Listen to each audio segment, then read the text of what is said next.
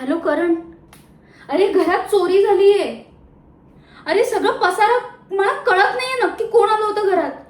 हा, आणि ना रमा जाताना मला भेटली, घाबरलेली होती. हातात ना तिच्या बॅग वगैरे होती. मला धक्का मारून निघून गेली. अरे मला काहीच कळत नाहीये रमा. नाही, मी काय म्हणते, आईंना कळलं ना, आईंना हार्ट अटॅक येईल. तू हे बघ, तू पहिले रमाला कॉन्टॅक्ट कर, तिला फोन कर. ती कुठे, काय काय झालं मला कळत नाहीये. मी पाहिजे तर पोलिसांना पहिले फोन करते. मला कळव नक्की.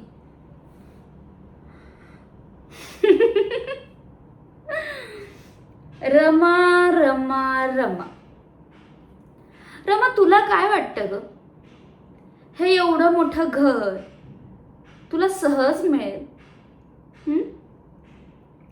इतके वर्ष या घरावर मी राज्य केलं.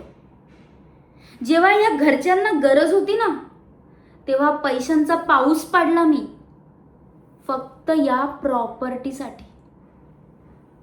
आणि तुला वाटतं तू असं साळसूटपणाचा आव आणशील, या सगळ्या घरच्यांची मनं जिंकशील, आणि हे घर, या घरातली संपत्ती तुझ्या नावावर होईल? जोपर्यंत ही निशा जिवंत आहे ना, हे असं काहीच होणार नाहीये. या घरच्यांमध्ये तर अक्कल नाहीच आहे. पण जर तुला अक्कल असेल ना, तर तू आमच्यामध्ये कधीच येणार नाहीस. मी येऊच देणार नाही.